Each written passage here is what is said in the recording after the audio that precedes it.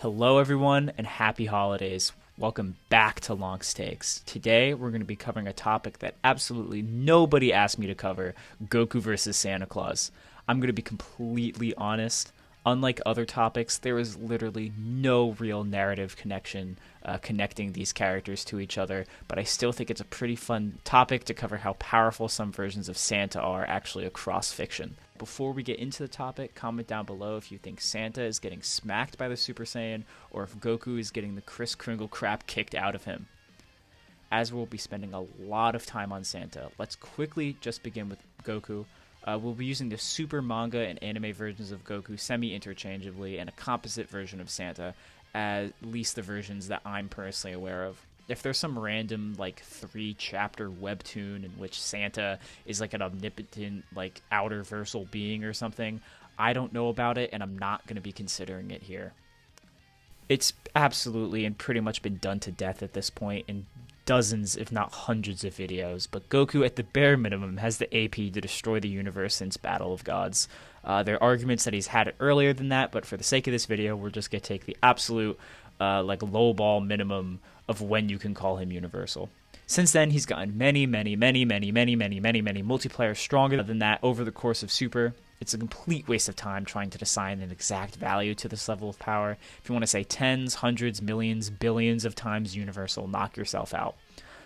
It's not unreasonable to say that the universes in Dragon Ball are infinite size, as there's several statements as such, which would justify an infinite 3D or universe plus tiering, with any multipliers just placing Goku higher along this tier, but no amount of linear multipliers are going to make him be able to be, say, true 4D or actually in the multiversal tier, which are two different things. As for speed, there are numerous arguments for Goku having inaccessible or infinite speed, at least while in combat, maybe not in travel. But for this, it's honestly just pick which one you think is the most valid. We're giving a lot of benefits of doubts in this video, but yeah, he's definitely infinite speed in one way or another, at least in combat. Goku doesn't really have many hacks abilities, and as we'll see for this video, it doesn't really matter what Goku's hacks abilities are. I mean, you can say he has adaptive strength gain, but it's kind of weird to apply that in crossverse setting. But besides that, let's just move straight over to Saint Nick. There are dozens of versions of Santa Claus across fiction, most of which are obviously pretty weak, having no real feats or just demonstrating slightly above human level feats.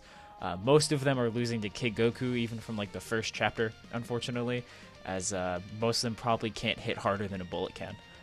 Which should make sense. Most versions of Santa aren't really supposed to be fighting anybody, but instead spreading holiday cheer and giving gifts to kids. We can quickly cover how powerful most of these Santas would need to be if we give them the benefit of the doubt in order to actually deliver all those presents, including what we would call the real world Santa.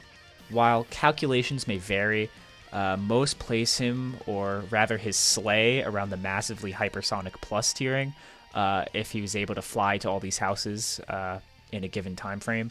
It would be just under 3 million meters per second in speed.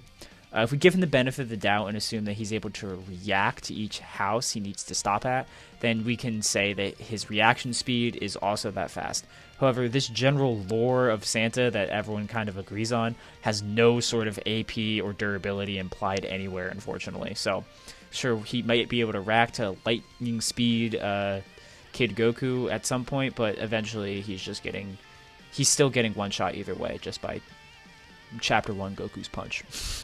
However, there are comic versions of Santa who are, with all honesty, disgustingly powerful. So let's talk about the most powerful mutant of all time, Marvel's Santa Claus. Santa has appeared across Marvel Comics a bunch of times, both in main universe and side universe stories. If you've ever heard something about Marvel Universe Santa, you've probably seen him using the Infinity Gauntlet in this panel here. But this comic is not mainline Santa and takes place not in Universe 616, but Universe 42409, so we can't exactly scale this version of him. This comic is the only story from this universe that I've seen in which the Illuminati essentially just gives him the Infinity Gauntlet for some reason, as it's just kind of a fun story. Either way, we'll see that the Infinity Gauntlet has no relevance to actually scaling comparing him to Goku or how strong he is just by himself in the main Marvel universe. So let's get into it. So what scaling and statements does mainline Santa actually have? In the X-Men Christmas Special comic, Santa is noticed by Cerebro and is measured as the most powerful mutant it has ever measured. This comic is from 1990, so Santa should be more powerful than any mutant that has shown up before this point. About 10 years before, the X-Men Dark Phoenix storyline happened, in which Jean Grey was possessed by the Cosmic Phoenix Force and became immensely powerful. Over time, we've retrospectively learned about the strength of Jean Grey and the Phoenix Force, positioning her as one of the most powerful mutants in the Marvel multiverse to this day. During the storyline, it's stated that she is comparable to the Nexus of all realities and is able to fix it with her power. The Nexus is quite literally connected to every universe in Marvel, keeping them stable. Furthermore, she's able to completely manipulate a space known as the White Hot Room, which is beyond the furthest reaches of the Marvel cosmos and transcends it completely. The Marvel Universe is composed of infinite universes, each of which have endless and infinite in size respectively. Furthermore, she's directly compared against in two characters like Galactus, who is on the same tier or even above characters like Seth and Odin, who are both capable of destroying or greatly affecting Yggdrasil, a tree that exists within every one of the infinite planes of reality. Jeez, I forgot this video was about Santa. Anyway, he would scale over all of this, and we've even seen him do this.